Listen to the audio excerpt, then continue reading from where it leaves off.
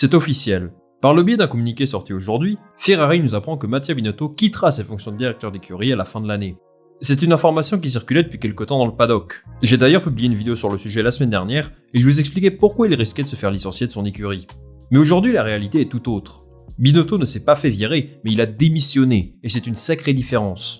Dans ma vidéo sortie la semaine dernière, je vous partageais mon envie de le voir continuer une année de plus comme directeur d'écurie, puis peut-être de retourner à un poste plus technique par la suite, dans lequel il a souvent excellé. Mais Mattia Binotto ne l'a pas vu de cette façon. Il quitte la Scuderia après 28 ans de bons et loyaux services. 28 ans dans la même écurie de F1, c'est énorme, et quand on connaît l'amour qu'il porte à Ferrari, c'est quand même quelque chose d'inquiétant. Pour qu'un vrai tifoso comme lui décide de partir de son écurie de cœur de son plein gré, c'est qu'il a dû se passer un certain nombre de choses. Les résultats ont certes été décevants cette saison, compte tenu du potentiel de la voiture, mais Binotto a eu le mérite de remettre Ferrari sur le devant de la scène. Aujourd'hui, on dispose de beaucoup plus d'éléments pour comprendre les raisons derrière cette démission, qui n'est peut-être pas si volontaire que ça.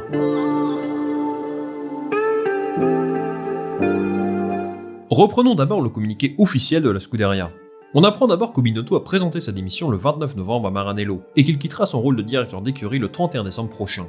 Le PDG de Ferrari, Benedetto Vigna, tient à remercier Mattia pour ses nombreuses et grandes contributions au cours de ses 28 années passées chez Ferrari et le remercie particulièrement d'avoir ramené l'équipe à une position compétitive au cours de ces dernières années. Je m'arrête un instant pour rappeler rapidement ce qu'a fait Binotto ces dernières années. Il est arrivé à la tête de la Scuderia en 2019 et a été marqué par le scandale de l'accord secret entre la FIA et Ferrari. Cette affaire a relégué Ferrari à la 6ème place du championnat en 2020, puis n'a cessé de progresser. 3ème en 2021 et finalement 2ème cette saison. Le communiqué continue ainsi. Nous sommes aujourd'hui dans une position forte pour nous battre à nouveau pour le prix ultime du sport automobile, le championnat du monde donc. Ce communiqué rend hommage au travail de Mattia Binotto et il n'y a rien de plus normal. Il a commencé comme stagiaire et termine team principal quand même, il y a eu du chemin de parcouru. Ensuite c'est Binotto qui s'exprime sur les raisons de son départ. Avec le regret que cela implique, j'ai décidé de conclure ma collaboration avec Ferrari.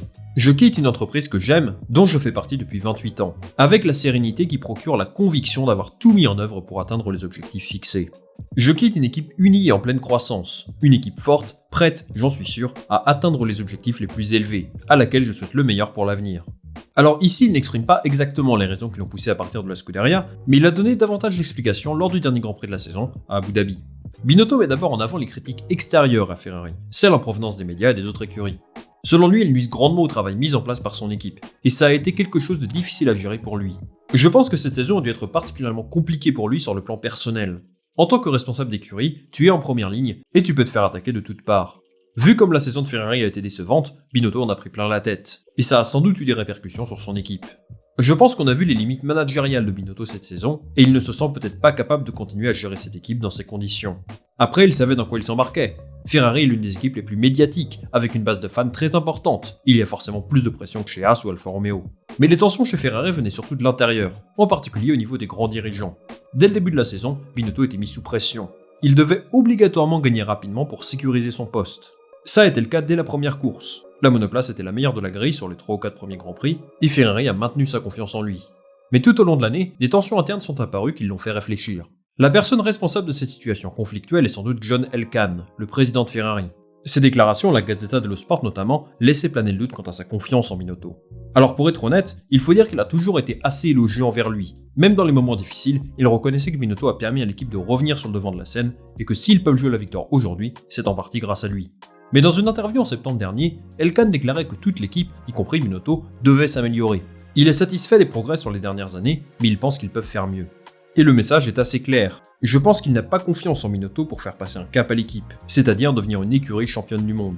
De même, le PDG de l'écurie, Benedetto Vigna, n'a jamais affiché un énorme soutien pour lui. Après tout, Vigna a été nommé PDG en 2021 et Binotto est à ce poste depuis 2019, donc il n'a jamais été son choix numéro 1. À mes yeux, cette démission est plutôt forcée qu'autre chose. Preuve en est, les médias italiens rapportaient qu'il allait se faire virer de l'écurie avant le Grand Prix d'Abu Dhabi, et ces rumeurs n'étaient pas infondées. Pourtant, Ferrari a immédiatement publié un démenti, sans doute à la demande de Binotto. Mais si ces rumeurs sont sorties, c'est qu'il y avait sans doute une part de vérité. Le staff de Ferrari n'avait plus confiance en Binotto, qui lui ne pouvait plus travailler dans un environnement comme celui-là. C'est donc assez naturellement qu'il quitte la Scuderia, près de 30 ans après son arrivée. Il aura tout connu avec son équipe de cœur, et aujourd'hui, c'est une nouvelle aventure qui va débuter pour lui et pour la Scuderia.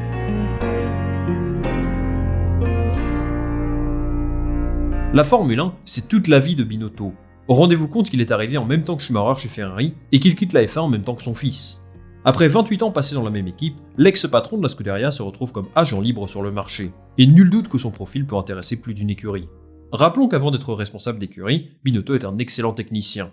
Il a notamment été responsable du développement de l'unité de puissance chez Ferrari, et plus largement, il a occupé beaucoup de postes techniques à responsabilité. Certains médias italiens rapportent un intérêt de la part de plusieurs équipes sur la grille. Alpine et Aston Martin notamment pourraient l'accueillir, et ce serait certainement un gros coup pour eux. Binotto a l'expérience d'un top team, et il amènerait certainement toutes ses connaissances et un niveau d'exigence dont peuvent manquer ses écuries. Mais rien ne dit qu'il souhaite continuer l'aventure en Formule 1 pour l'instant. Être responsable d'écurie chez Ferrari, c'est quelque chose de particulièrement pesant. Alors pourquoi ne pas prendre une année sabbatique? Ou en profiter pour tester autre chose? À moins que la passion de la F1 l'anime toujours, en tout cas on en saura plus prochainement. Quant à Ferrari, le prochain team principal devrait être nommé en 2023. C'est en tout cas ce que dit le communiqué, mais en coulisses, un nom se détache pour remplacer Binotto. Frédéric Vasseur semble en pole position pour décrocher l'un des postes les plus convoités du plateau. Et ça me semble être un choix pertinent. Il a beaucoup d'expérience en Formule 1 et connaît particulièrement bien Charles Leclerc, puisqu'ils ont évolué ensemble chez Sauber en 2018 et même dans les catégories inférieures. Pour mener un projet comme celui de Ferrari, avec comme leader Charles Leclerc, avoir un homme de confiance comme Vasseur peut être une bonne chose. Personnellement, c'est quelqu'un que j'aime bien. Je trouve qu'il a un bon style managérial et il a l'air d'être apprécié de ses pilotes. En plus de ça, il devrait avoir la carrure pour supporter le poste. Ça m'a pas l'air d'être le genre à se faire marcher dessus ni par les médias, ni par sa direction. Maintenant, il y a quand même quelques doutes sur son profil. Entre Sauber et Ferrari, il y a un monde, ce n'est presque pas le même championnat.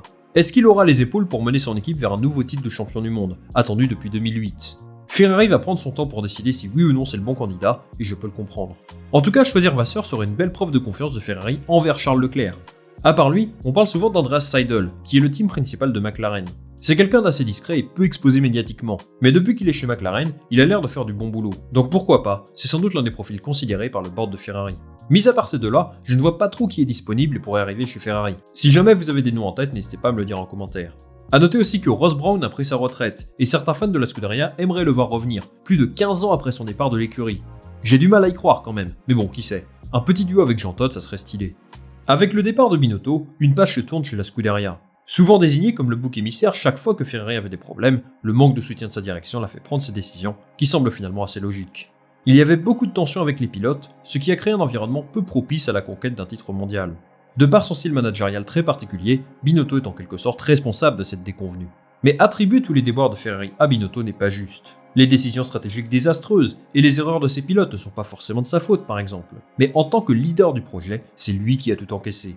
Son plan était de gagner le championnat au bout de 5 saisons, mais il n'aura finalement tenu que 4 ans, ce qui me laisse un certain sentiment d'inachevé. J'aurais vraiment aimé le voir aller au bout de son projet, et si Ferrari réussit à gagner le titre l'année prochaine, il aura certainement une très grande part de responsabilité. Je pense que ce poste de responsable d'écurie ne lui convenait pas, dans le sens où je suis convaincu qu'il est davantage un homme de l'ombre, capable de produire une monoplace particulièrement performante. J'espère qu'il retrouvera un rôle similaire dans une écurie qui lui fera confiance. On suivra tout ça attentivement bien sûr, et on souhaite bon vent à Mattia Binotto. Les amis, c'est la fin de cette vidéo, merci beaucoup de l'avoir regardé. Dites-moi en commentaire qui devrait remplacer Mattia Binotto chez la Scuderia, et moi je lirai ça avec attention, comme d'habitude. Si vous avez aimé cette vidéo, pensez à liker, à partager ça autour de vous, et surtout à vous abonner, ça m'aide beaucoup pour faire progresser cette chaîne, et vous offrir du meilleur contenu. On se retrouve très vite pour une nouvelle vidéo. Salut, à la prochaine.